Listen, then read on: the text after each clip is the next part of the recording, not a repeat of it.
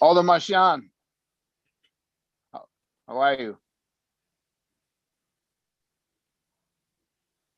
I just had a nice long work meeting at one of the benches outside of the new Atticus Market up across the street from me. It's a nice spot. Wow. The market Nice. looks beautiful. It's quite nice. Are they open? They're They're open? open. They're They're back open. open? Oh, that's great. Great news. Got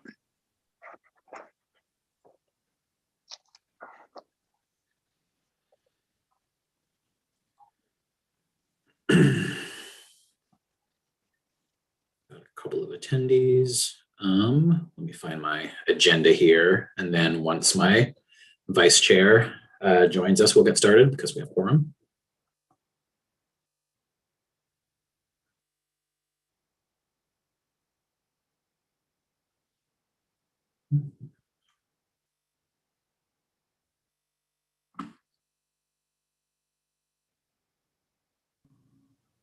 Your vice chair is present. Yes, thank you. Good evening, Alder. Good evening, Mr. Chair. Do we have Alder Sabin with us? I guess we do. I see him in the attendees now. Okay, it is 6:01, so we will begin. I will start by reading the notice. Board of Alders Notice, New Haven. The Legislation Committee of the Board of Alders will meet on Tuesday, April 6, 2021 at 6:00 p.m. via video conference at https://bit.ly/3isvdqy and by phone at 646-558-8656. Webinar ID 932-7144-5549 to hear and act on the following items. For required password, contact public testimony at newhavenct.gov. OR 2020-0024. Ordinance amendment amending Article 2, noise control ordinance to require the owner or operator of any refuse collection mobile noise source to provide any global positioning system GPS data in his or her possession that is relevant to a credible allegation of a violation of Article 16, Section 17-129C upon request by the city's chief of police or designee. Per order, Honorable Charles Decker, Chair. Attest, Honorable Michael Smart, City Clerk. These items are on file and available in the office of the City Clerk, room 202 at 200 Orange Street, New Haven, Connecticut, 06510. For accessibility-related accommodations, please call 203-946-7833 voice or 203-946-8582 TTY TDD. Public comment testimony may also be submitted via email to publictestimony@newhavenct.gov before 2:00 p.m. on the day of the meeting. If you wish to present testimony at the meeting, you must register in advance at https://bit.ly/3isvdqy or by calling 203-946-7934 or emailing publictestimony@newhavenct.gov before 2:00 p.m. on the day of the meeting for the required password. Public can view the meeting at https://bit.ly/3isvdqy or listen by phone at 646-558-8656, webinar ID 932-7144-5549. The password to listen by phone only is 600-42159. Good evening, colleagues, and welcome back. I will begin by calling the roll in just one moment. I just need to pull up my committee list, which I forgot to do before this meeting. So indulge me for one moment here.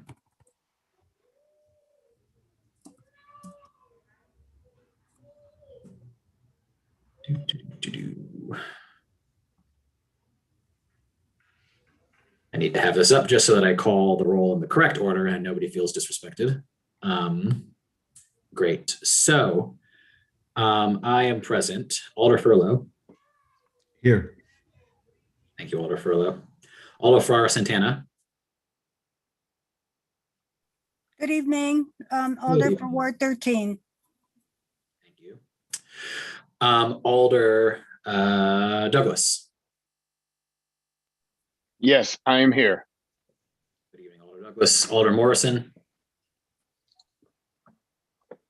I believe she will be joining us. Alder Marchand. Here. Welcome, Alder. And Alder Brackeen. Great. I'd also like to recognize Alder Sabin, who's with us today. I see Alder DeCola, Alder Roth, and then here comes, yes, Alder Smith joining us as well. Welcome, colleagues. And I see that Alder Morrison, who is a member of this committee, has now joined us as well. Welcome, Alder. Our item tonight, as I pull my agenda back up, and again, indulge me, I have too many tabs open, as I'm sure many of us do. But our item tonight is a continuation of the public hearing that we began late last year on this GPS amendment to the noise control ordinance involving private trash haulers. I see Alder Carmen Rodriguez now is coming to join us as well. Welcome, Alder Rodriguez. So I will begin by calling the makers of this item just to refresh our memory about what we're talking about and if there are any changes to what they are presenting us. I will then call for public testimony and then we will see if we have motions. I would ask, as we've been doing in other committees, that alders who are not members of this committee remain off video until they're called, just so that we're not, so that we are clear about who is on the committee and who should be asking questions. So thank you. But now we can go ahead and I will ask the makers of this item, who I believe are Alder Sabin and Alder Roth, to go ahead and present. Name and address for the record before we get started, please. Thank you, Mr. Chair. Eli Sabin, representing Ward 1, and I reside at 27 High Street, New Haven, Connecticut, 06510. Good evening, colleagues. Thank you for giving me the opportunity to speak tonight. The ordinance amendment before you tonight is very simple. For many years, our city has been unable to enforce our noise ordinance because it requires a city employee to witness any violations committed by trash haulers operating in our community. And since most violations happen at 3 or 4 in the morning, no city staff is able to be there to witness the infraction. The trash haulers, who make a lot of money picking up garbage and recycling at our commercial properties around the city, have been able to exploit the fact that we can't enforce our ordinance. They routinely pick up trash very early in the morning, negatively impacting quality of life for our residents. This has been an issue in many parts of New Haven for a long time. I've spoken with residents and some of our colleagues in Dwight, Fairhaven, East Rock, downtown, and elsewhere, who have been frustrated by the fact that there is currently nothing we can do to crack down on these violations of city law. The ordinance amendment before the committee tonight would allow the city to request GPS data from any trash hauler in the city to confirm whether they have violated our city's noise ordinance. The city would make that request after receiving a credible complaint from a resident. And using the GPS data, the city would be able to cite the company for their violation of city law.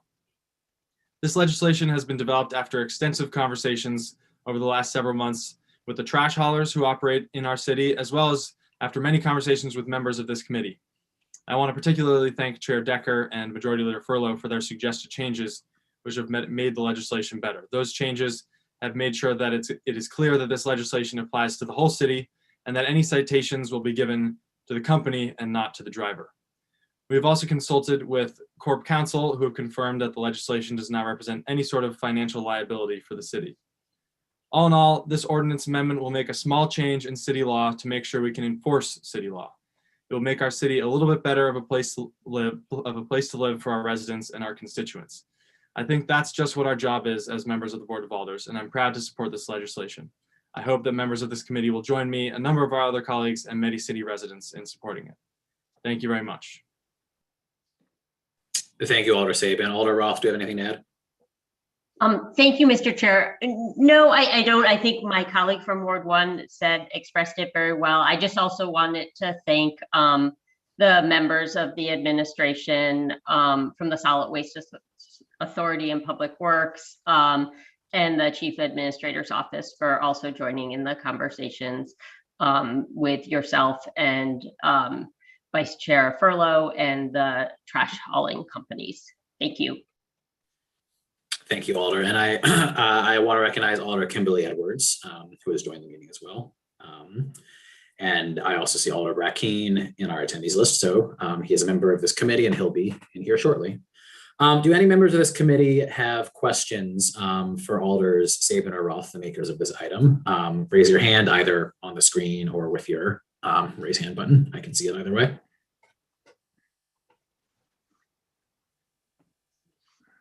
Alder Furlow. Thank you, Mr. Chair. Good evening, esteemed colleagues.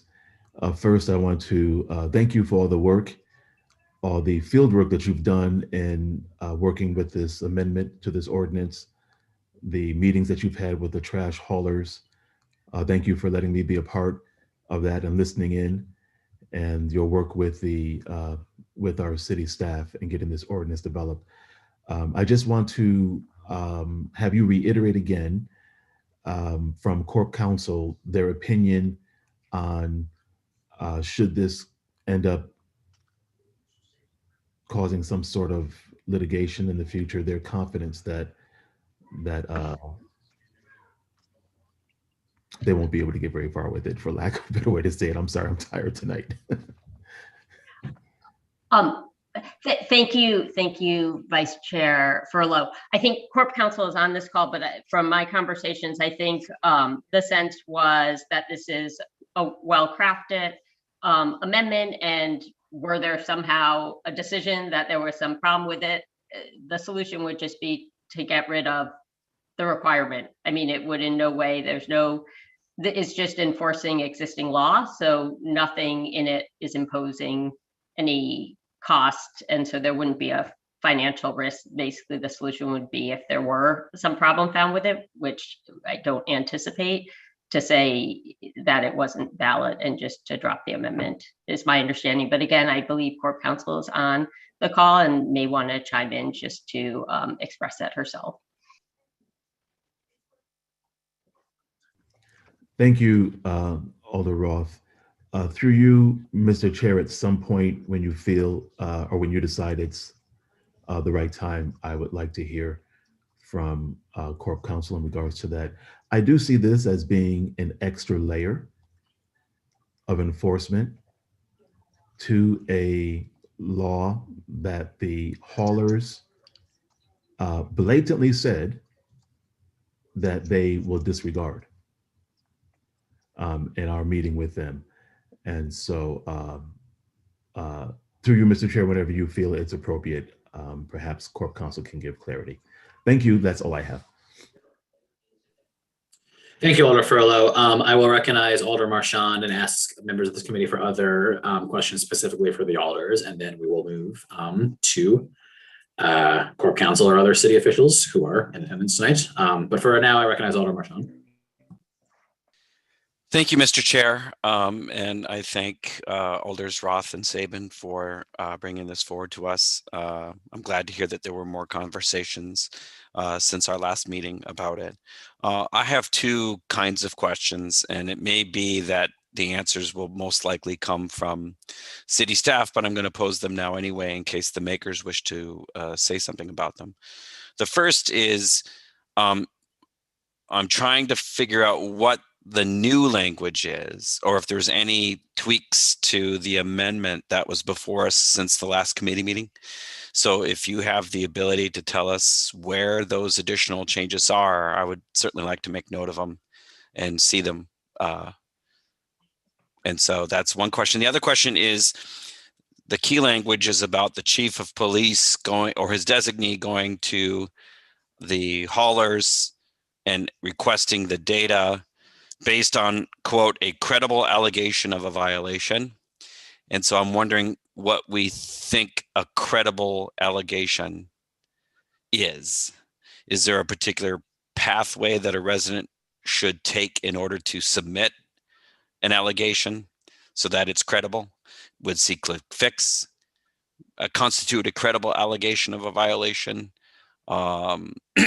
This is probably an established term in the law that the attorneys can explain, but I just don't know what it means exactly. So that's something I'm curious to know.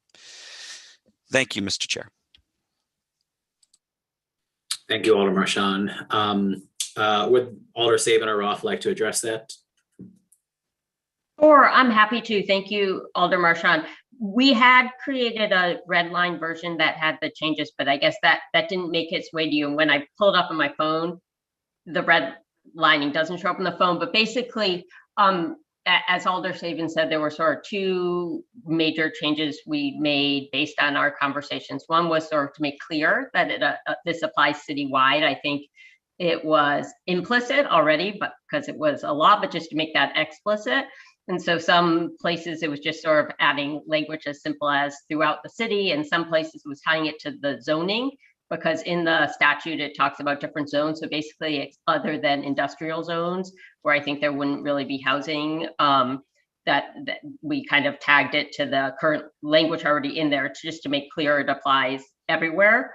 And then there's additional language where we added in, just again to make clear that the penalties are against the company and not the individual driver. And there's language in the code, of course, about again, I'm sorry, the red line, it doesn't show up on my phone, but it sort of has the terms for kind of the commercial waste hauler, and we kind of tie it, just adding in that language, just to make it crystal clear that that's who any fine would go against. And obviously if after repeated violations and things like suspension of a permit, that would be against the company. And so those were the main changes. We actually did have one additional small change. The original version of this has at the end an ordinance review, and it had said 6 months after enactment of the ordinance.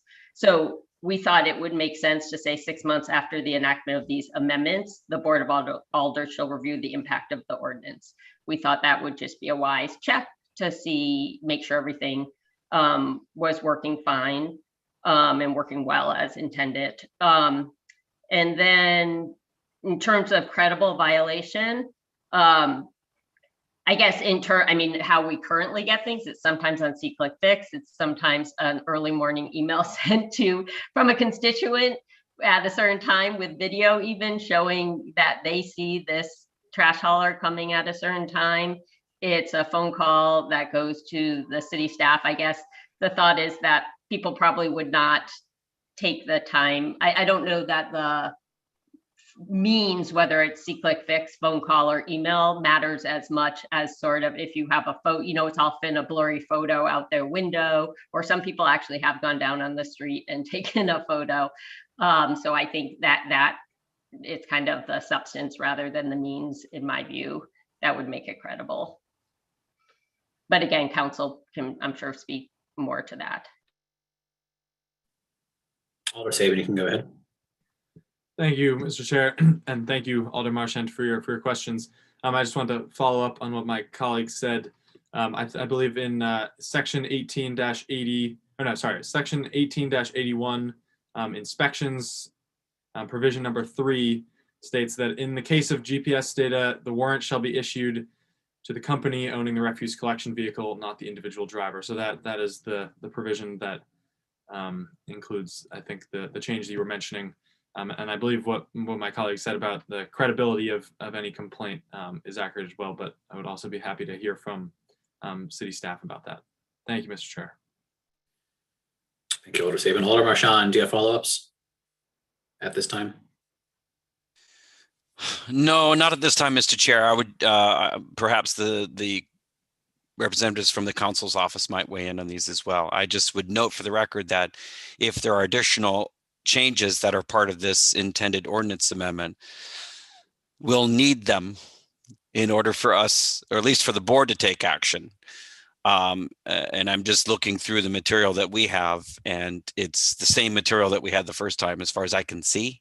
And so if there are additional changes, we would need to know exactly where and what they are in order for this committee to make a recommendation on them. Otherwise, we would have to do a substitute at the full board. Thank you, Mr. Chair. Thank you, Alder Marchant. And yes, that is noted. I'm seeing that now. Thank you. I saw Alder Morrison's hand before. Yes, Mr. Chair, I'm going to wait to see what Corp Counsel has to say about that whole credible piece, because that type of information really needs to be specific, because certain people think they're credible where I might not think they're credible. And so now we got that fight. And so there definitely has to be a very specific definition of what credible would look like, because I could see a war happening over something as simple as trash. Thank you. Thank you, Alder Morrison. I see a veritable army of city officials in the attendees list. If the committee has no more questions for Alders Saban and Roth at this time, I will thank the two of you. Please stick around because we may have further questions, and frankly, we may need another round of guidance on the amendments based on what Alder Marchand, or the changes based on what Alder Marchand has raised. But thank you. Okay, so I see a couple of department heads. I see a rep from Corp Council. I see Mr. Madison. Misty, I think, can we bring the whole city crew in? Because I'm not sure what order they want to provide information in. Thank you.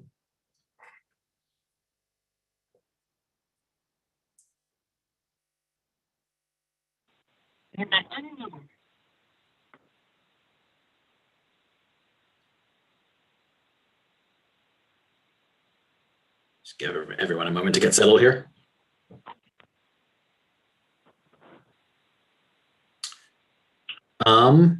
Okay, I think that's everyone. Name who's going to be presenting for the city? Do we know? I mean, I know that we've had a question for Corp Council in particular, so perhaps we can start there. All right, so hi, it's Catherine Lamar. My business address is 165 Church Street, New Haven. I am going to answer just the two questions. One about the GPS data and the credible complaint. A credible complaint is something that can be investigated. So it's as long as and frankly, the police department is the appropriate department to make that determination, and they will be issuing the warrant. So if it's information that can be investigated, then that would be a credible complaint. It's not determining whether a person is credible, but the information is credible. With respect to future litigation, as we all know, anybody can file a lawsuit. I am comfortable that this ordinance change, which is tied to the licensure program for trash haulers, is a legitimate way for the city to enforce its law. This is novel. We could find no specific case law on anyone challenging something like this. But it's, I think it is a reasonable approach to enforce the city's law. Are there any other questions? Thank you, Attorney Lamar. Does anybody, anyone from the committee have further questions specifically for Corporation Counsel before I open it to other members of the administration? Mr. Chair, no, I just wanted to thank Attorney Lamar for that, because I thought I heard that the credibility fell on the person. And if credibility falls on a person, that's a problem. But at the same time, one of the things that has not been, I'm sorry, one of the things that has not been, I am so sorry, this dog is driving me crazy. I'm okay, Mr. Chair, I'm good. Thank you, Alder Morrison. Other questions for Corporation Counsel from members of this committee? Does anybody from the administration have further information to add on this before I ask for another round of questions?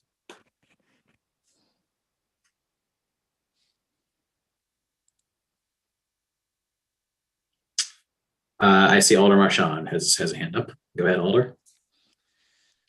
Thank you, Mr. Chair. I'm just thinking through the process that might result in an enforcement action, right? So residents have a number of ways to make complaints.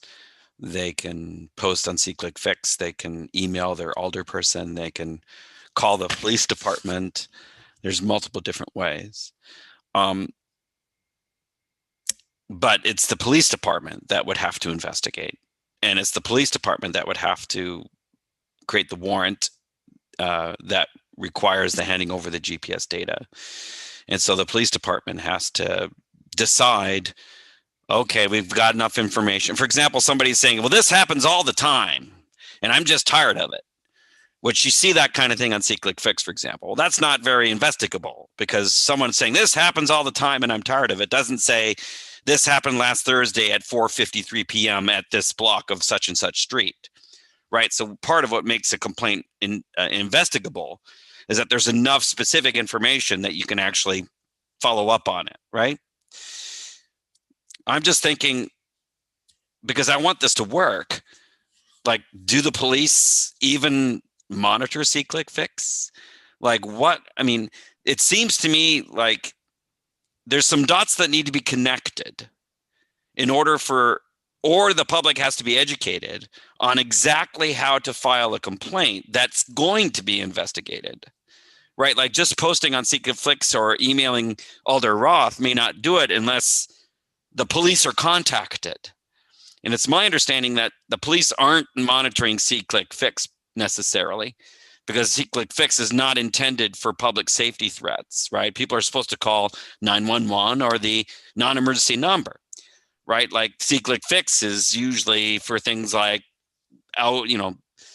potholes and blight issues and, lights, street light lamps that are out and stuff like that. And so I'm just trying to think through, and I invite any city staff to help us think through what's the path that a resident would have to take to actually set this process in motion, because it appears to me that many of the paths that may seem intuitive for residents would get nowhere. Because if the police have to do the investigating, then somebody has to tell them to do that or ask them to do that. And SeeClickFix, to my experience, will not do that.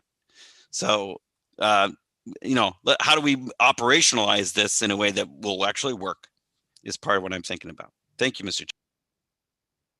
So we try to collaborate as best we can within departments. So thinking through the SeeClickFix scenario, I would assume that request would likely end up under DPW in terms of a trash request.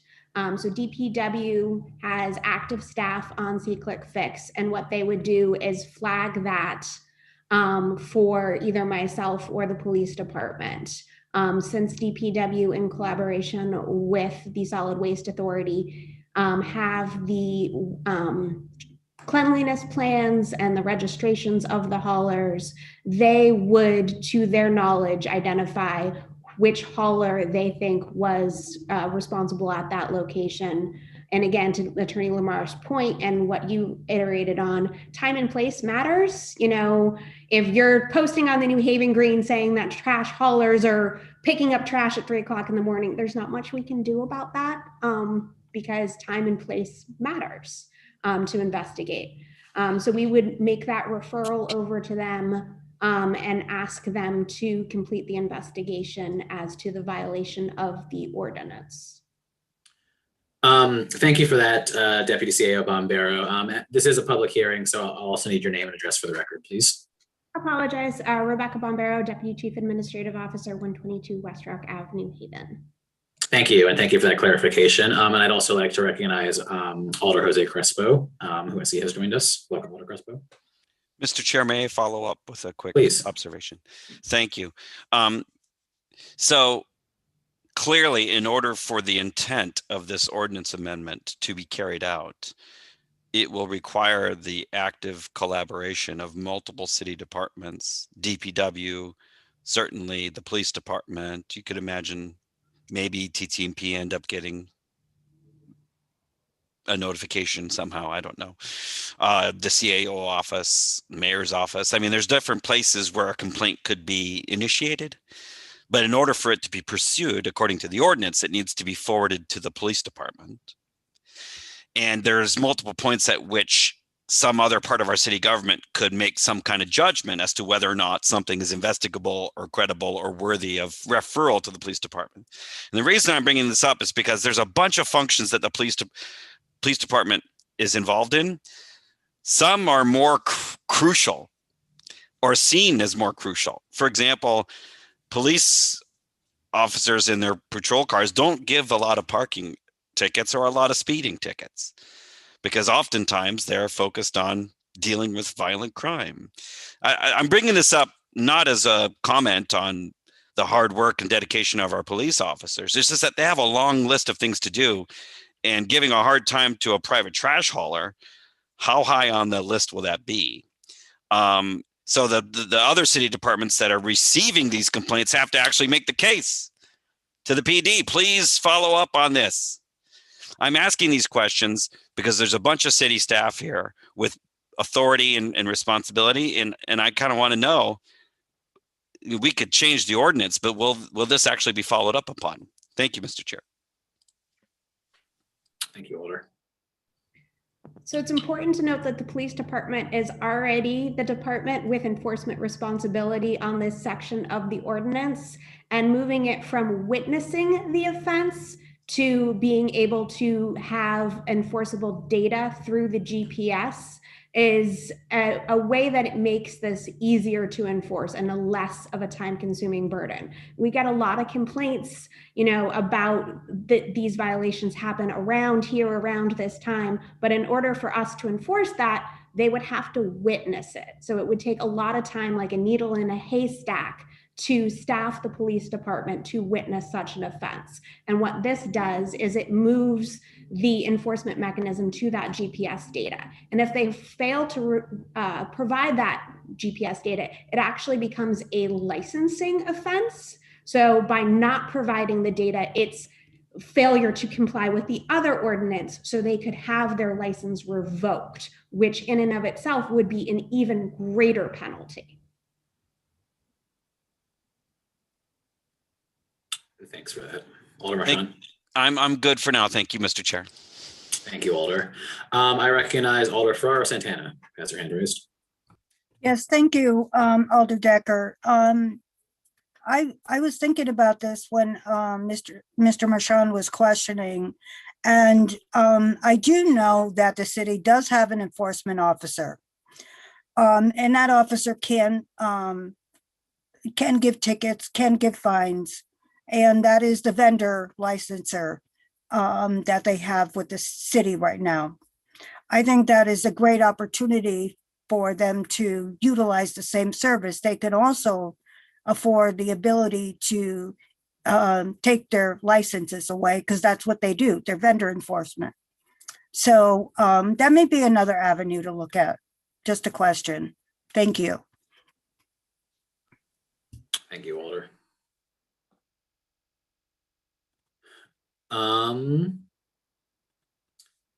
Are there any other questions by members of this committee or other information that anyone from the city wants to provide at this time?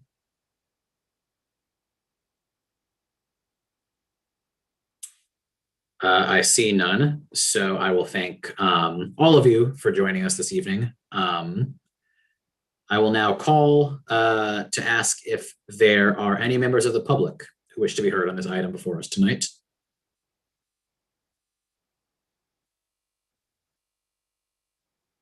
I see Mr. Changaris in the attendees tab, and I see Alder Crespo. So I'm going to call on Alder Crespo first, and then Mr. Changaris. So Alder Crespo, if you're ready to go, please introduce yourself with your name and address.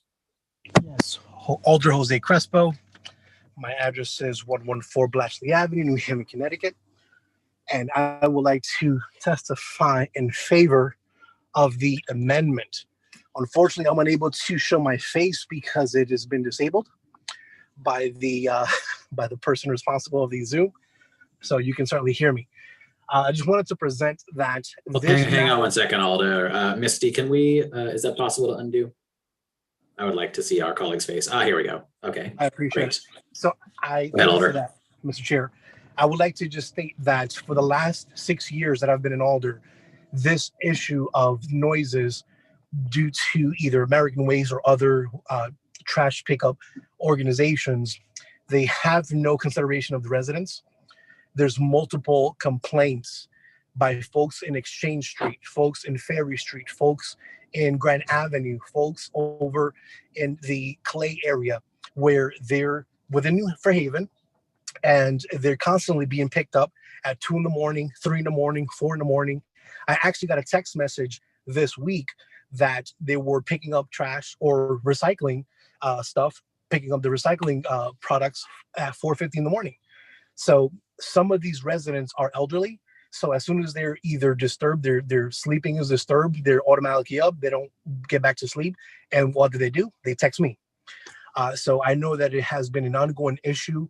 I listened to the deputy where she indicated that there's not much that we can do if it happens at 3 in the morning because we need to have evidence.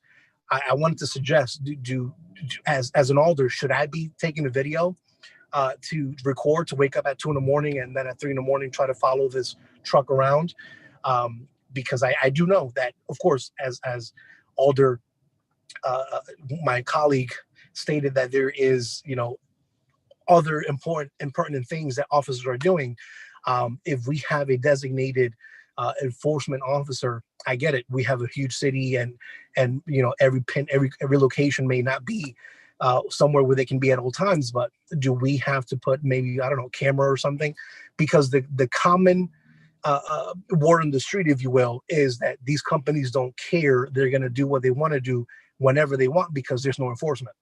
There's no one they can tell them that they need to follow the noise ordinances. And because there's no one to tell them that, they're going to continue to violate the ordinance. So to the point where Alder Marchand stated that we can make amendments to this ordinance, but is it really going to be enforced? Is it going to make a difference?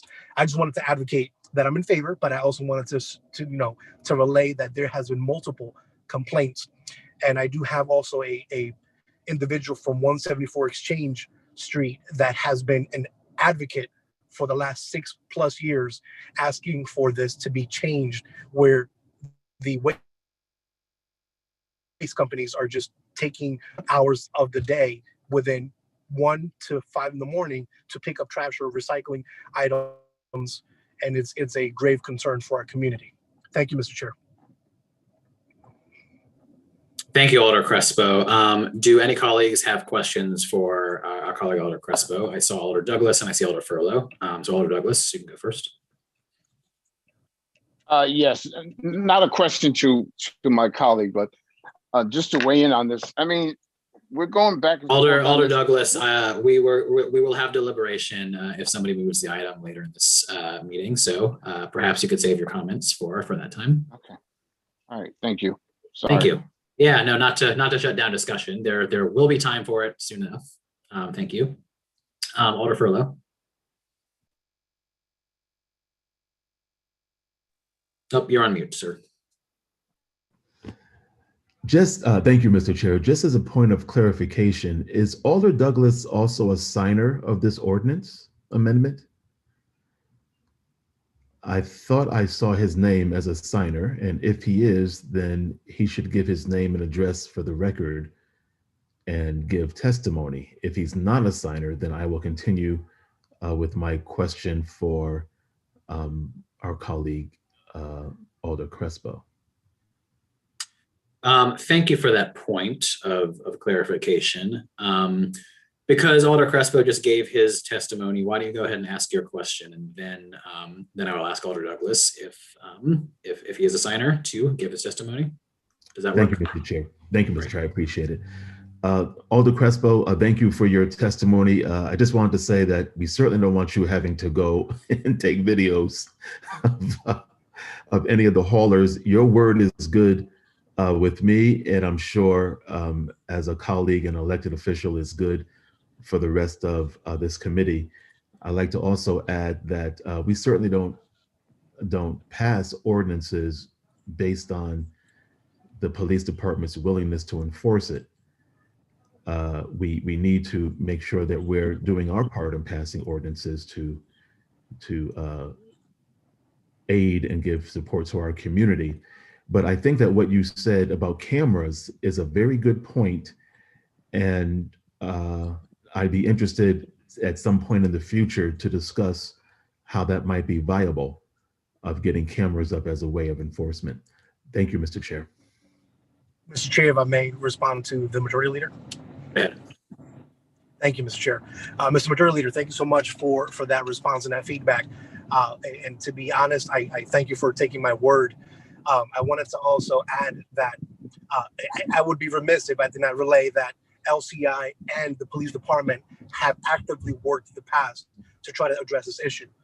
So in all due fairness, I know that while Lieutenant Zanelli was here, he certainly looked into it and tried to address this issue. I know that the former neighborhood specialist from LCI, from Fairhaven, Lori Lopez, has also done an extensive reach out and attempted to pretty much locate when these events are happening. She is privy, the New Haven Police Department are privy to this. As long as I've been in Alder, it has been an issue. So I just wanted to let you know that I certainly agree with the cameras, and certainly we can visit that in the later weeks or later months, maybe having a discussion with the vendors who actually have a contract with those folks that pick up the trash, and finding out if because I can tell you that I hear them. There's times that I hear them myself. Early hours, it's less than 6 o'clock. Normally by 6 I'm up, but there's been times that I've been awakened. I'm going to say at least a handful where I've heard them prior to 6 o'clock in the morning. I'm not aware of what the exact time is. I thought it was supposed to be after 6 o'clock, but I've heard it myself at times. But again, NHPD and LCI have certainly been collaborators to try to address these issues within the Fairhaven community, and I believe within the New Haven community as a whole. Thank you, Mr. Chair. Thank you, Majority Leader. Thank you, Alder Crespo. Any other questions from the committee for Alder Crespo before we let him go? Seeing none, thank you. And as I'm looking back at the original item, I do in fact see that Alder Douglas is on the list of submitters, along with Alder Hurt, who is not with us this evening. So Alder Douglas, if you would like to give your name and address for the record and give your testimony, you are more than welcome. And my apologies for not seeing that earlier. That's okay. Thank you. Thank you, Mr. Chair. Frank Douglas, 570 Elm Street, New Haven, Connecticut. Just listen to the whole conversation. And I believe, I am thinking that the GPS is the tell-all, right? I mean, we're going all around this. The GPS is going to tell the whole story. I mean, if we enforce this, the amendment, if we put this amendment through, we have our answers through the GPS. I mean, regardless of the police department or whoever else has to accept this, the GPS is going to tell it all. That's all I wanted to say. Thank you. Thank you, Alder Douglas. Any questions from the committee for Alder Douglas? Seeing none, I thank you. Are there members of the public, other than our colleagues who have already testified, who wish to be heard on this item? I do see Mr. Changaris in the attendees, so I assume he will be brought in shortly.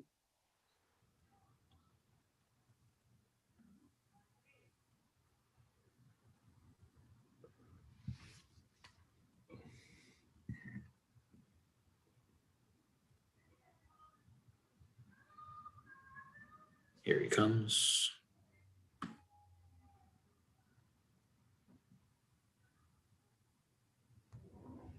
Mr. Changaris, if you're with us and ready, please give your name and address for the record, and you can go ahead with your testimony.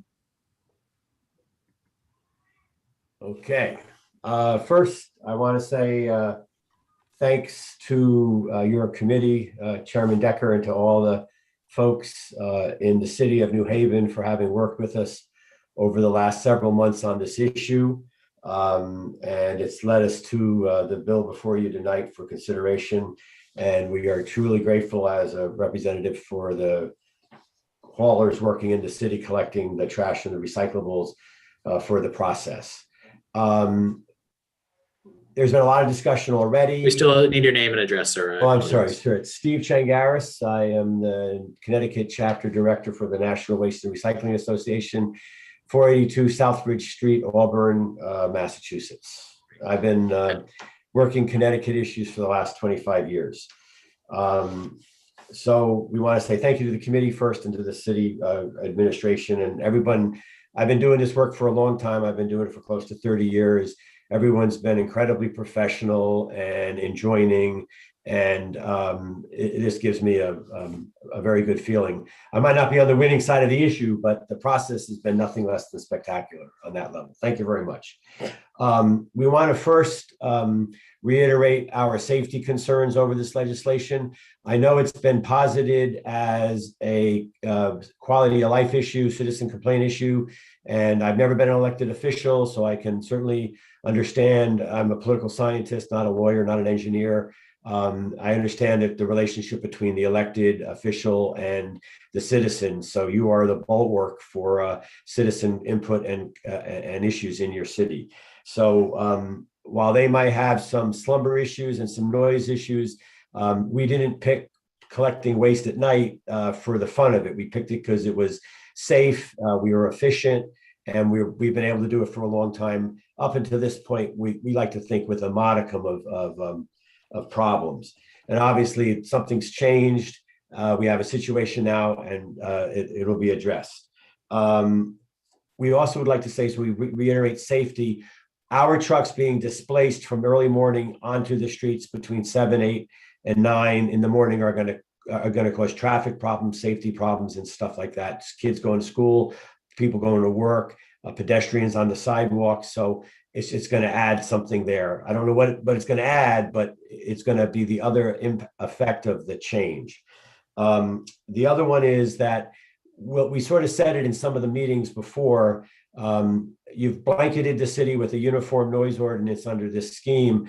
We really think targeted enforcement where there are problems is a better way to go. You can really sort of laser in on where there's some conflicts between where industrial area is and commercial accounts are and residents, and we could work around that to try to create some buffer zones and keep any kind of noise complaints at a minimum in other areas. But again, the ordinance is generic across the board buckshot approach, as opposed to targeted, more limited enforcement where there are actually complaints and problems. So, and again, the GPS is in that regard more of a blunt tool than maybe a targeted tool to go where the problems are. And I will address the issue of the scoff laws. The companies that are collecting outside the city ordinance, as a trade association, our bright line, you have to comply with the law. So if the city ordinance is 5 o'clock, our trucks should not be on the streets before 5 o'clock. There's a nuanced understanding about how things evolved over time, but the bright line is your law is the law. And a lot of people have characterized the industry as being,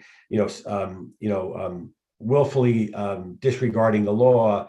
I guess the most charitable way I could reframe that is it evolved over time. And there are a lot of issues behind that, particularly the safety and the routing efficiency and the like. We can collect the material a lot quicker and better when there aren't people around and commercial traffic of the city.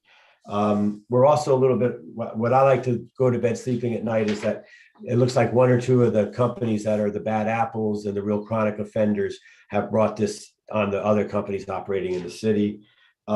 We do have the fear of the unintended consequences, and they will happen. Like I say, you're going to experience some delays and some other things as you displace the trucks from the hours we've been collecting.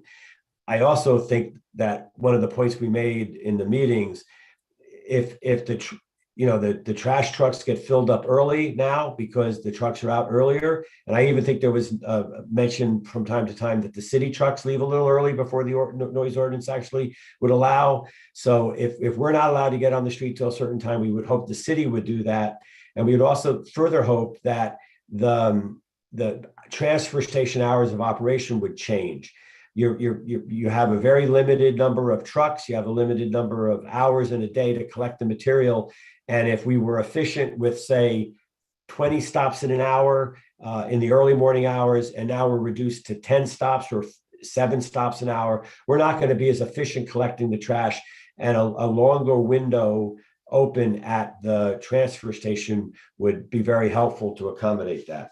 So we do have that one point about the law of unintended consequences, and there will be some things that happen as a result of this change. Traffic congestion, more delays.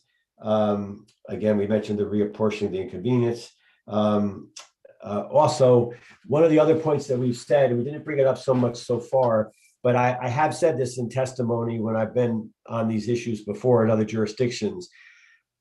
Right now, the focus has been on the trash truck early, and I'm not going to even address that. The record is clear. People have gone on record. I don't want to go there. But I think the other part that's really important for the committee to know, there are other service industries, whether they be beverage and spirit companies, whether they be linen companies, whether they be provision companies. They very well may be getting in early to get in out of the city. So if you're doing this for us as an industry, we would encourage, treat all of us the same and enforce this on them as well. So it should go across the board for more level and equal treatment. And then one last point. Everything that's been said has been transparent and open. I don't know if anyone will challenge, but the art form here is going to be when a credible complaint is executed and the police demand the GPS.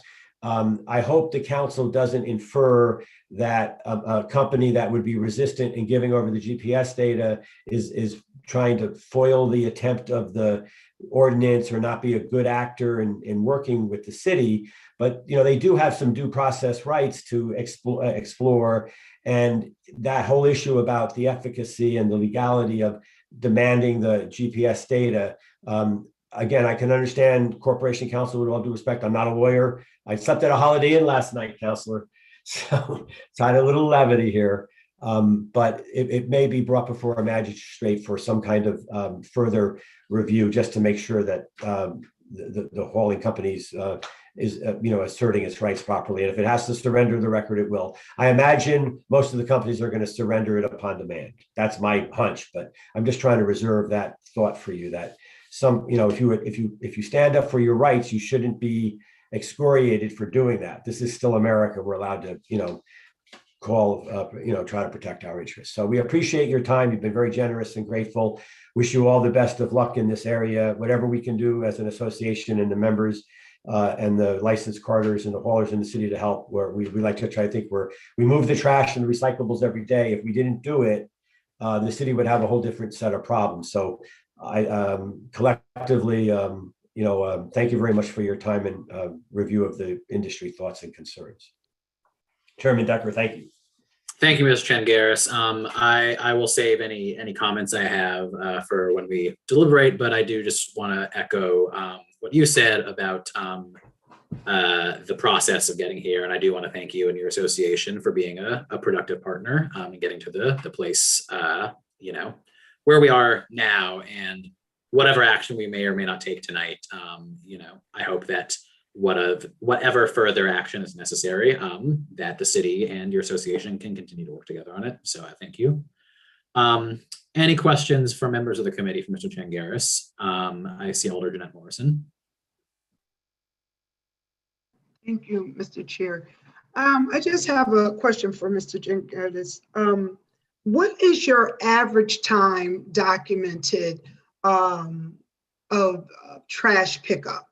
What are the average times? Because I'm hearing people say people are picking up trash at 3 in the morning, 2 in the morning, 5 in the morning, all these different times. I've been living in this city for 53 years. I've been living where I live right now for 27. I have a whole complex in back of my house, and I've never heard them come earlier than 4:30. So I'm just trying to get an understanding about what is this. And because it sounds like there's such variances in these times, it's almost like we need to find where are these different pockets of where these violations are happening.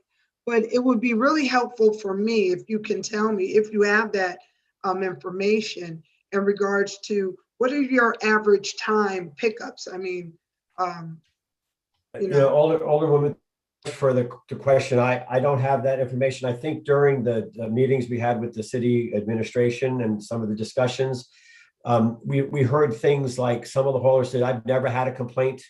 Other haulers have said we get them once in a while and we address them and we remediate them quickly. So, but I also know, and based on the discussion, it's all how you characterize it. If you're disturbing my sleep, I'm upset. So you're going to hear about it as my elected alderwoman. So it only takes one. And I've been doing this business so long, and I'll share the story if it's okay. There was a 3-year litigation that was settled in Pennsylvania, of all places. The citizen was filing an odor complaint against the landfill. 3 years in litigation, it was determined the citizen was smelling the city's wastewater treatment plant, not the landfill. So I was, with all due respect, a lot of people may say that's the trash truck, and I've been around this block a couple of times. Trash trucks and our collection operations do make noise. We like to try to, when there's a problem, be as quiet, alternate the route, and be as less of a burden to people as possible. But other entities also make noise. Like I say, the linens and the suppliers for the restaurants and office buildings and others. So the bright line is if it's a hard start 5 a.m, you've compressed our time to make collections between the time when the city opens up and the other. And like I said, if there's a part of the city that we're operating in and we're not generating any problems, theoretically, I'm going to be now bound to supply you the GPS data, and you're going to say, get out of that, I'm going to have a violation. So I wish I had more data for you on that, but I think it's going to be very variable with who's making the complaints. Odor is another one. Talk to the folks on the zoning boards in local government. An odor complaint is very sensitive. You can't quantify it. Some people have hypersensitivity to noise, to light. So there are a lot of things that go into the nature of the complaint, but we understand it. It's your city. You guys are in charge of it. We just want to be good actors doing a very hard job. And during the meetings that we had with the city council, with the city administration and others, I think it was acknowledged that, come rain or heat or snow, the trash and the recyclables gets collected every day. The businesses are kept sanitary and clean. The streets are the trash and recyclables are moved, and we get that hard job done. I wish I could make all this, all these problems go away, but we've been doing it this way for a long time. We get pushed out of there into another space, we're going to cause some other problems somewhere else. So proceed cautiously. And again, thank you for your question. Whatever else, I'm sorry I couldn't be more specific. Thank you. One last question, Mr. Chair. In regards to, you talked about the, I forgot the official name, where you bring the trash to when there's a limited time frame. Transfer station. Transfer stations. And you said that in compressing the time by an hour could put the trash pickups from 20 trash pickups for that time frame to 7 to 10 pickups. And if that happens, so there's a whole bunch of trash that's going to be left, right? Is that what you're trying to say? If you can't, we're trying to avoid. We're trying to avoid, and it's a little bit like my family is of a Greek heritage, and I remember the time when I learned about the cultural aspects of running a restaurant, that you want to turn the seat over 2 or 3 times. We want to have our trash trucks as full as possible in the queue, waiting to be tipped at the transfer station first thing in the morning. because once that's done, we can get that truck back out on the road to do additional collections. If that truck isn't full at 7, then it's going to just push everything further and further back. So you're correct. It's an efficiency thing. When we can pass down a block and make 10 stops because there aren't people around and other traffic, we're very efficient. But now if we're going to be weaving in and out of pedestrians and trucks and buses and other stops, it's going to make us less efficient. And, either the trash is going to take longer to collect, and that's why we thought it will take longer to collect the trash. That's why we petitioned for the transfer station hours to be adjusted as well. Okay, and lastly, your truck, do you have documentation or notice of that any of your people are going out there at 2 o'clock in the morning, 3 o'clock in the morning? Do you know that to be, because it is very disrespectful to hear people say, I don't care what they say. I don't care what their law says. No one's there to tell me what to do, so I'm gonna do what I want. That's not. And then candidly, I heard that, and I think the folks from the city administration will say, it wasn't the comment I thought the industry should be making during, or one member collecting, or not member, one company in the city made that comment. And I thought it was inopportune and, impolitic to say nothing. You have to be more conciliatory. We're working in your city, and we have to strive and have the right tone. It doesn't work to say this is the way we've done it, we're not going to change. We want to be part of the solution, not the problem. And again, it's that I can't do that as a 30-year person doing this work. I'd be run out of town. You guys wouldn't let me on. Chairman Decker would have slammed the gavel down on me. So what we do want to be genuine, we do want to be helpful, and we just want to make sure people are fully aware of what's going on. And I can't, that's not the way I do business, and that's not the way most of my members do it either. So on that level, and we should be more respectful. If we're coming across that way, it's just wrong. We should be viewed more respectful as for the people we're servicing. But you didn't answer my question. Do your people come at 2 o'clock, 3 o'clock in the morning? I guess, again, I did not ask anyone that question, Alderwoman. I understand that some do, obviously, based on the testimony of everyone tonight. And I do understand that, all the people who are licensed in the city are not members. And I can only, as a trade association person, I can only operate on the information they give me. So I know what my position is. If you guys have an ordinance and a local law, that law I can't tell my members to break the law. That's not what we do. You got to abide by the rules and regulations. And if they violate the law, they do so at their own peril. And they put me in a very difficult position in front of committees like yours. Thank you, Mr. Chair. Thank you. Other questions for the gentleman from members of this committee? Seeing none, we thank you again, Mr. Changaris. Thank you, Mr. Decker, Chairman Decker. Okay, other members of the public who wish to be heard. I see Mr. Otis Johnson Jr. Has joined us in the room. If you'd like to testify, Mr. Johnson, please give us your name and address for the record, and then you may go ahead. Thank you. Good evening. I'm Otis Johnson Jr. I reside at 1172 Chapel Street, downtown New Haven.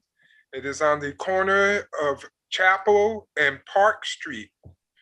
I want to thank you, Chairman Decker, for the opportunity to testify. I also want to thank my alders, my downtown alders, Abby Roth and Eli Sabin, for pursuing this agenda. I have been downtown residing. I'm a native New Havener. However, I've been residing downtown New Haven for approximately the last 13 years. And I have been discussing this issue with my alders for the last 13 years. So I appreciate this being on your agenda this evening. And I will support this ordinance, although I've had discussions with my alders where I think we need to go further. I have not found any information to find out how these contractors are penalized but they should be and apparently are not. I want everyone to take a moment and close your eyes. It is 3:12. I can confirm it, Alder Morrison. It is 3:12 in the morning. Beep, beep, beep, beep, beep, beep, beep. That is this large vehicle backing into the back of my building, approaching these large containers, garbage containers. I'm sure you all are familiar with them. Once he finished backing in and you hear the roar of his engine as he's approaching this large container, when he goes to pick it up, beep, it's more noise. Duh, while he's dumping it, boom, boom. Then he drives for it to put the container down. Boom, boom. This is 3:12, about 2.5 weeks ago was the recent incident. So when you ask what pockets, I will let you know what pockets where you hear this noise. As I say, I'm at the corner of Chapel and Park Street. I can hear this noise when they pick up the trash on George Street with 100 Park Street. I can hear it that far away. I hear it across the street and all down Park Street. There are 2 other companies that have to pick up these large containers. So believe me, yes, it does occur at 2 o'clock in the morning. I have at times run out and confronted these people. If 3:12 was the last one, they come at 4:50. I guess they can't tell time, but they consider, oh, let me get in early. It's close to 5, but it is quite annoying. And as I said, I have been dealing with it for 12 years. And it's not just in my rear parking lot where they execute this operation. They are so loud, I can hear them 2 blocks away. 3:12 in the morning. And it's very difficult getting back to sleep and getting prepared for work when you have been up since 3:12 in the morning, dealing with these characters who continue to ignore our request that they do this in a responsible time. The last time the city did something about this, John Rose was the corporation counsel, and the administration sent a letter to these organizations, and they still continue to ignore our request. So I will end there. I appreciate your looking into this matter, and I hope we are successful in penalizing these organizations when they do pick up the trash, not within the hours that they should. Thank you. Thank you, Mr. Johnson. Any questions for Mr. Johnson from this committee? Seeing none, we thank you again for the audio visual display. Boom, boom. That's the one. Are there other members of the public who wish to be heard on this item tonight? I see an Edu Vigas Rodriguez.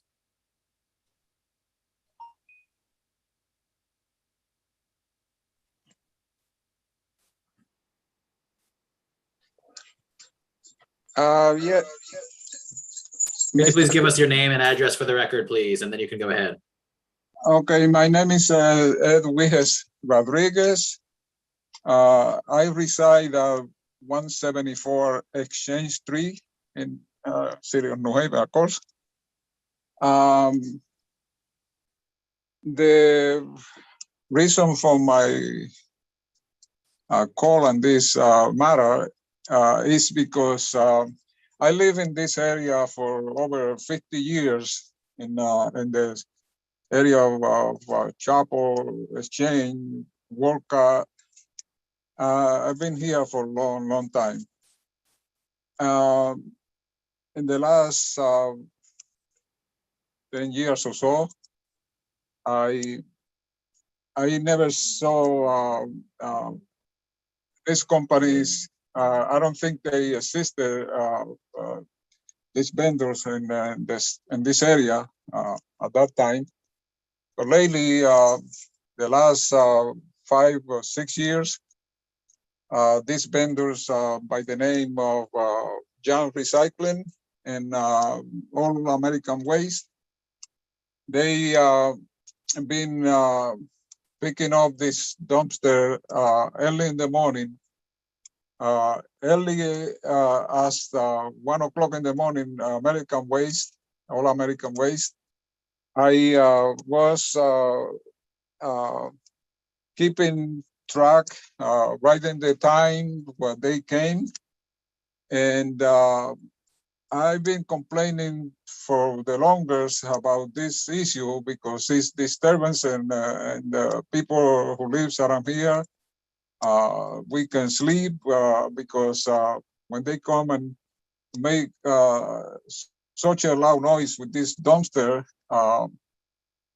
it's difficult to fall asleep after all that. I've been complaining to my alderman, which is Jose Crespo.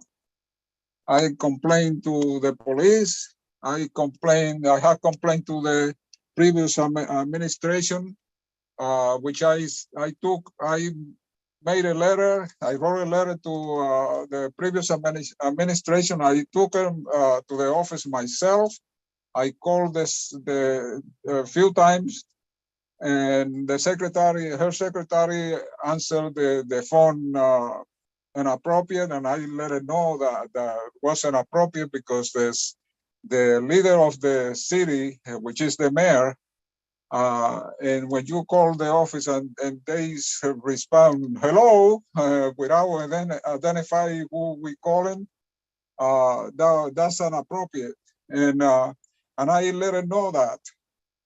I took a letter complaining about all the issues that we had in this area, and I never heard from her, and none of the administration there, and the problem continues to this day. A couple of days ago, last week, in the week before last, there was this John Recycling coming at before 2:50, which I documented. The next time was at 3 o'clock, and a couple of times every Thursday they pick up the container behind a GI package store, which is located on Ferry Street, a couple of houses from me. And this thing is going on to this day after 6 years that we've been complaining about all these noises still happening. Jose has been calling the different places to see if this is we can take care of it, but it's gonna take all of us to do something to make sure that this don't happen, because like I wrote a letter to the new administration also, mayor to the mayor's office, and the previous administration, going back a little bit, I called the office, and the secretary said to me, "Oh, I come from New York, and New York is they do this and that." And I said, "Well, you live in Connecticut now," and we went, because Mr. Rodriguez, let me stop you for a moment. If we could just keep the testimony at this point germane to the issue of the waste haulers, please. Okay. Thank you. Yes, it's okay. I just try to bring my point across, because this has been going on for so long, and at this time, no one has be able to stop this issue. So that's what I mentioned. I mentioned this. I talk about it, but yeah, the issue is still here, and we need to do something about it. That's why I'm calling to express my concern, and I hope that we can do something about this very soon. Thank you, sir. Thank you, and I hope we get some positive outcome of this. Thank you. Thank you, sir. This committee hears your point loud and clear. Thank you for coming and sharing with us. Any questions for Mr. Rodriguez? Seeing none, are there any other members of the public who wish to be heard on this item tonight? I will ask a second time. Are there any other members of the public who wish to be heard? A third and final call. Any members of the public who wish to be heard on this amendment, this ordinance amendment? Mr. Chair, this is Alder Adam Marchand. Go ahead, Alder Marchand. I had one more question, I think, for city staff, if I might, before Please. we close. Reading through the noise ordinance, the enforcement article, 1889, the existing enforcement article certainly charges with the director of public health or her designee with the responsibility of enforcing the noise ordinance in regards to stationary or fixed noise generating equipment. And then the chief of police or his or her designee for mobile sources of noise. But then subsection C says all local officials are, all authorized local officials are able to enforce. I didn't see any language in the inspection portion, which is earlier up in the ordinance. Inspection is 1881. That language again echoes what you see in enforcement, which is that the director of public health is supposed to inspect the fixed sources and the chief of police is supposed to inspect the mobile sources. But then the other pieces of that article mention other city staff who could be involved in inspections. So it makes me wonder if the way the ordinance is written now allows for city staff, in addition to the chief of police or the chief's designee, to... Sorry, somebody's coming into my area. To do enforcement. Because, although there are particular people charged with particular pieces, there's other language that says that other city staff could be involved in enforcement.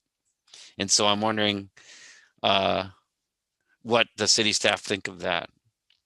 Must it be the chief of police or the chief's designee, presumably a uniformed officer of the department, who does inspections and who enforces the noise ordinance in regards to refuse haulers?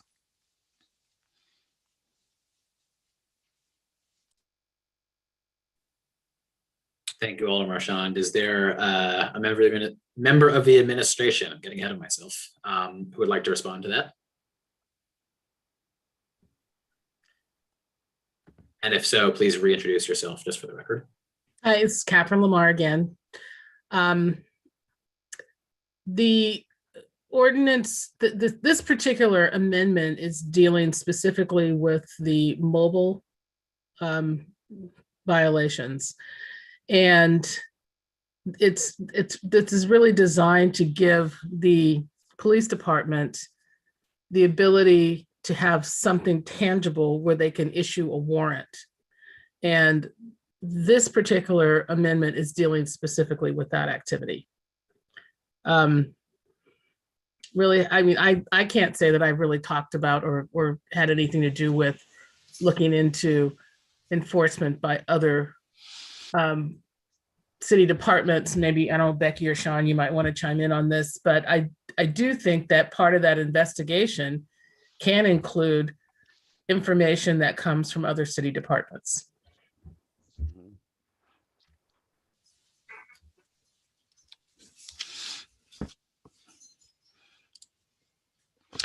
And Attorney Lamar, it may very well take a warrant to get the records. My lights just went off. But the ordinance language in plain English says upon request. So presumably the city staff could request the information without having a warrant, right? You need the warrant to compel someone to give you something that they've otherwise refused to give. So I assume that just in the plain language of the ordinance, a simple request could be made first, correct? That is, I don't have a document immediately in front of me, so I'm hesitant to answer that question without looking at the specific language. But yes, I do think that the city can make the request, and yes, but we do need the enforcement capability, and there are some who don't want to participate, do not want to cooperate. So that's where this comes in. I mean, certainly one can imagine circumstances when the city would not want to send anybody other than an uniformed police officer into a situation where there could be conflict or disagreement. But in situations where you don't anticipate that, I'm just wondering if, in order to enhance the enforceability of this provision, if the ordinance allows other authorized city staff to do the inspections and the enforcement other than the chief of police or his designee, presumably a uniformed police officer. If the capability is in the ordinance, then certainly that is a possibility. Did I answer your question? Yes, I think so, but okay. it bears further reading. Thank you so much, Mr. Chair. Thank you, Alderman Marchand. Any additional questions? I'm sorry, Mr. Chair, this is Alder Marchand. One more, which is about the effective date of this. Obviously, we would pass it and the mayor would sign it and then it goes into an effect.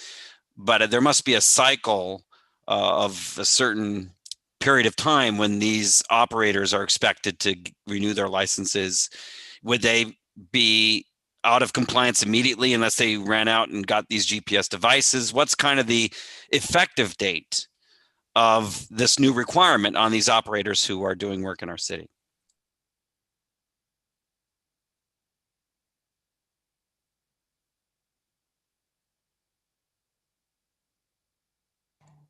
Off the top of my head, I don't recall what the renewal date is for the license, but we can get back to you with that information.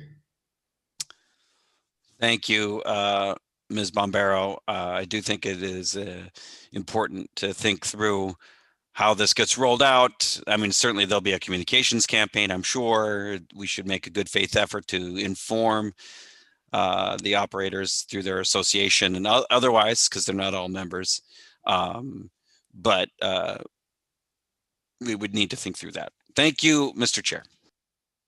Thank you, Alderman Marchand. Any last questions?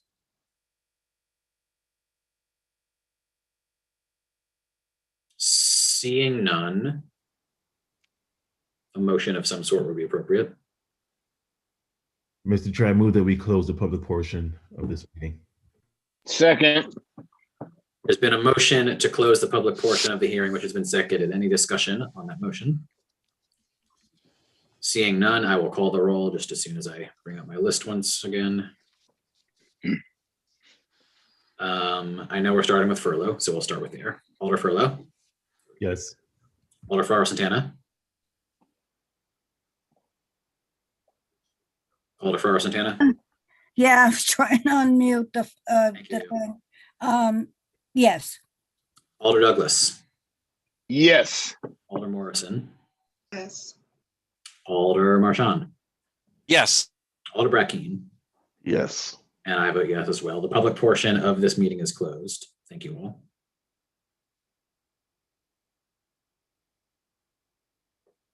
Any other motions, further motions? I'd like to move the item. Second.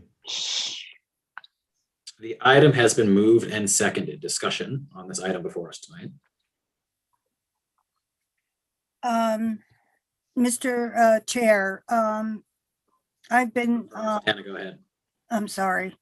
I apologize. I have a splitting headache this evening, but I will try to get through what I want to say. I agree with Alder Mashan that the enforcement doesn't necessarily have to be a police officer. As I stated earlier, there is enforcement officers that work for the city.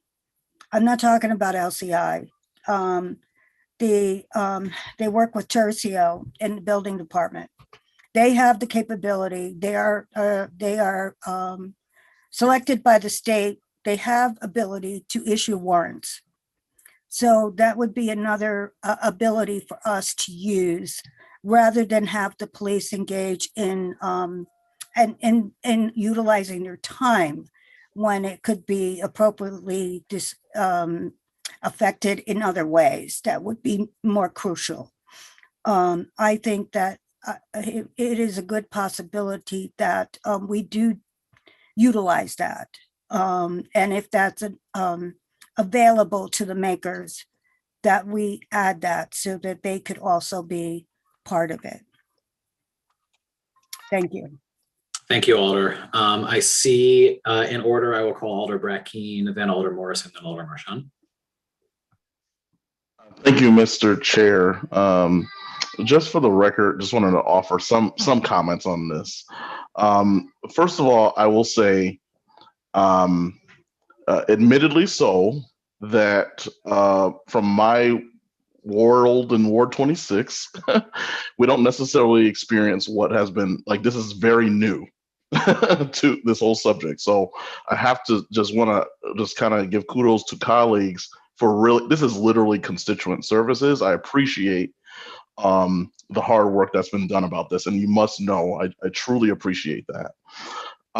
So that's part one. Part two, it's clear that there's been a robust conversation and collaboration, even with the gentleman, representing the many companies. That actually, I haven't seen too many productive conversations like that in a long time. So that was appreciated as well. Point three, here we go. I am actually not confident in the counsel that has been brought concerning the legality of this topic. And I'll leave it like that, because I was always taught, if you don't have anything nice to say, you should reserve the comment. I'm not confident in the counsel of the legality of this topic due to a strong record of advice given to this board, actually, on a myriad of other topics. And then we found out to be sued after receiving such counsel. Knowing this, actually, I'll just be very specific so I don't have to be too vague, i.e. our lead ordinance changes that happened and occurred last year. We did, very similar items, received counsel from a particular counsel, and I question the counsel. I'm concerned that there are some additional legal things that I feel like needs to be fleshed out further. And actually, I didn't ask too many questions because our colleagues, Alder Morrison and Alder Marchand, you were spot on with your questions. And many of those questions are still not clear to me as it's presented, as this item is presented in this moment. So I've stated that I believe this issue needs to be addressed. We should be respected as a city in terms of our enforcement and the laws that are presently on the books, for sure. We do need to clarify who enforces things. Alder Ferraro Santana, absolutely. I actually agree that I know also, yeah, I can concur that there are other folks in the city who absolutely have the power to do what we need to do. And usually, when we find that there's still more work to be done, it is the history of this board not to rush it until it is done and has been vetted and clear. And we can all be on the same page in terms of the concerns that need to be addressed. That is my statement for now. I, again, just want to be super clear. There needs to be some action. So I just want to be clear on that. But I'm not sure that this item is fully flushed out. Thank you. Thank you, Alder Brackeen. Alder Morrison, followed by Alder Marchand. Thank you, Mr. Chair. So, as Alder Brackeen indicated, I too, this is like a new topic to me. I've been here 53 years. I've been living in the Dixville area next to downtown for the last 28 years. And I haven't gotten that kind of complaint. But I struggle. I really struggle with this whole topic because as Alder Brackeen said, this is true constituent services. But I struggle because we are talking about our residents, our different constituents, there's two sides of the coin. So as the different things that were represented tonight by our constituents, and I'm so happy that testimony was given. I feel for you with, the early violators. No one should be picking up any trash 2, 3 o'clock in the morning. I also, in regards to the disrespectful haulers, just saying that they're gonna, do what they want to do. But then at the same time, I have to put my employee mommy hat on, right? And the fact that when I was commuting to work, the pandemic has slowed things up.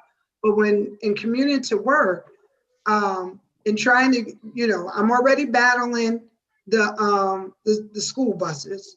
I'm already battling the city trash trucks, and I'm already battling everything else that's out there. And to know that there will be additional trash trucks on the streets while I'm trying to get to work or while I'm trying to get to my destination, and not just me, I'm talking about our other constituents, that's really a struggle right there. The other piece, I know that work was done on this, a lot of great work was done on this ordinance. And initially, I think it was very specific. And now the ordinance basically speaks to the whole city, which I'm grateful for that. But at the same time, I think that we almost need to look at the violators and have look at the violators and look at addressing them specifically. Literally behind my head, where my house sits, I have a whole complex. Monterey Place right behind me, and I hear their trash truck come whatever day they come. They probably come about 4:30 something to 5. But that trash truck is more light and sound than a lot of the cars that are running up and down Canal Street. So, because when this topic was brought to our attention initially, I said, well, let me pay more attention to this. And that's where the struggle comes in. I don't get the complaints. I don't, you don't see a lot of that, but you do once school and everything gets back online, there's going to be a lot of problems. And then lastly, I would say, in the Mr. Shakira, I'm sorry, I know I messed that name up. I am so sorry. But one of the things that he said that resonated with me was the fact that not even calculating the amount of trash that needs to get out every day, and the fact that they have to bring the trash to a certain place within a certain time frame and all those different things. I'm definitely not here to say that we shall allow people to violate our noise ordinance, because I don't want nobody waking me up. But at the same time, I don't think that there should be a blanket, you know, a blanket solution for this. So I'm still toying with this, but I just wanted to, you know, through this deliberation process, talk about the two sides of the track when we're talking about the violations versus how that will affect people that are, you know, functioning between those hours of 6 and 8 out in the community. So thank you, Mr. Chair. Thank you, Alder Morrison. I will recognize Alder Marchand in a moment. I'm going to save my comments, of course, till after the rest of the committee has gone, but I just want to offer as a point of information, what we are deliberating tonight has nothing to do with changing any hours or changing the underlying ordinance. What we're deliberating tonight is about an enforcement mechanism. So I just wanted to offer that as a point of information for further deliberation. I recognize Alder Marchand. Thank you, Mr. Chair. I am speaking in favor of the effort to strengthen the ordinance and make it more enforceable so that the city may protect the quality of life of residents in our city. I am not 100% satisfied with the answers I received. And I recognize that I was asking questions that were not just on the particular passages that are proposed to be changed, but they were related passages. And then we're getting to the question of which staff would be empowered to enforce, because it's my thought, which could be incorrect, that authorizing more staff than just the chief of police and his designee, presumably a uniformed officer of the police department, would further enhance the city's ability to enforce this. And maybe we would want to make further changes to the ordinance language in order to make that clear if it's not already clear. And so that's where my questions about enforceability come into the picture, about the language changes that are proposed and maybe additional tweaks that we might entertain. I could, of course, be persuaded that that would be unwise because you never want to have somebody enforcing this particular part of the noise ordinance who's not a uniformed officer. I just don't know. I have not had that job, and I've not been on the front lines of confronting contractors who are violating the ordinance. But I haven't heard that clearly from the staff. And so for me, I'm just thinking through the question of enforcement, because that is the language that we're talking about. The other thing that I'm a little concerned about is that there are further changes that were described by the makers that we have not seen. Those additional language changes are not in our packet, nor is there an actual ordinance resolution that we typically have when we pass resolutions and ordinance amendments. And so there are some, and it may just be what's in there. It's probably there. I just don't have it in my packet.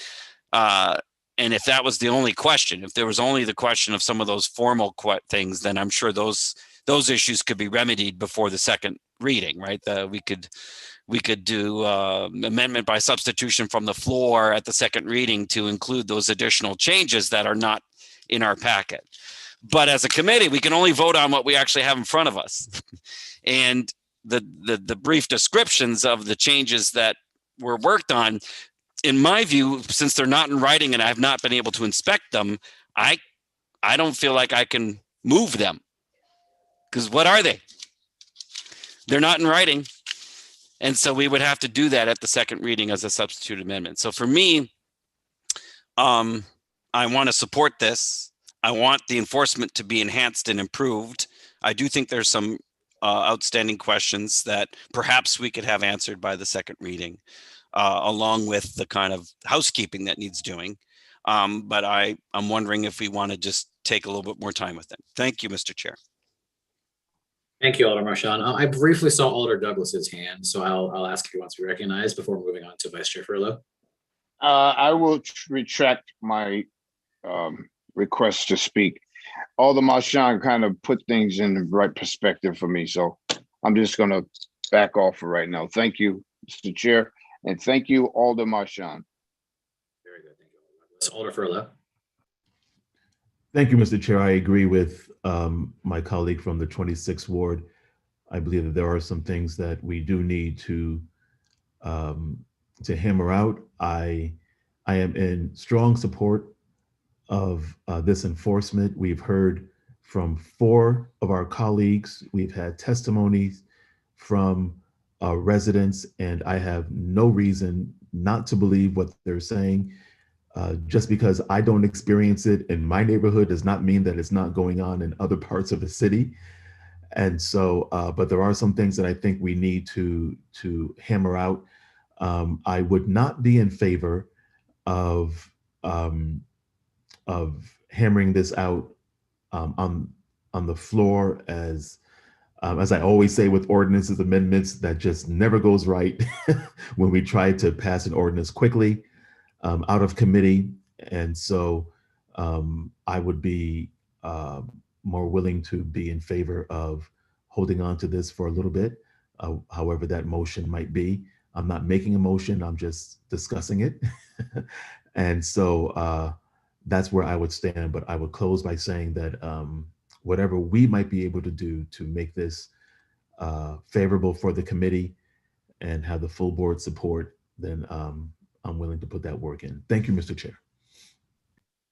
Thank you, Alder Furlow.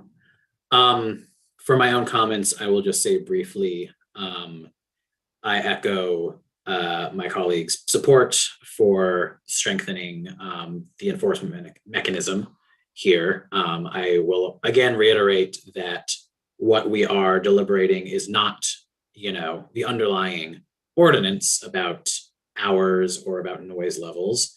That is an existing ordinance. We're debating the enforcement and whether that is enforceable. I have been convinced over the course of now 2 meetings of public testimony that it is a problem, and I do hear about it from my constituents as well. I think not quite as vociferously as perhaps some of our colleagues, but I definitely have heard it from constituents on some of the commercial corridors in my ward. And B, that the ordinance as currently construed is not enforceable, and that actually does need to be fixed. Alder Furlow and I worked with city staff, to try to hammer out some of the outstanding issues from our meeting a few months ago. And I think we got a lot of the way there. It is clear from this hearing that colleagues still have questions that need to be resolved. So what I would not want to do, or what I would not be in favor of myself, would be moving this forward, in the negative, or just parking it here forever. So as I guess, as mechanics go, I would ask maybe somebody with a little more parliamentary experience for advice, but I know the item now is under deliberation because it's been moved and seconded. So if we wanted to keep it in committee, would the motion, would the person who moved the item then need to withdraw the motion, or perhaps staff or one of the more experienced alders can give me advice there? Mr. Chair, we could have a motion to table. And then it would take the committee passing, just publishing it in the notice in a subsequent meeting for it to be untabled. And that way, tabling it would keep it in the committee. And then it would be at the pleasure of the chair and leadership to decide when to bring it up again. Mr. Chair, yes, sorry. No, in addition to that, the folks that motioned it could just withdraw their motions as well. Correct. I entertain that I withdraw my motion to move the item. I forgot if that's something we have to vote on or not, but I believe not. I believe that it is your prerogative. Great. Mr. Chair. Alder Marchand. I move we adjourn. Second. And it has been seconded.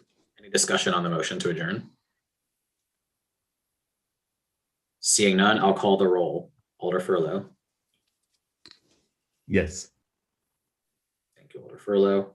Alder Ferraro Santana, Yes. Alder Douglas, Yes. Alder Morrison, Yes. Alder Marchand, Yes. Alder Brackeen. Yes. I vote yes as well. We are adjourned. Thank you, colleagues.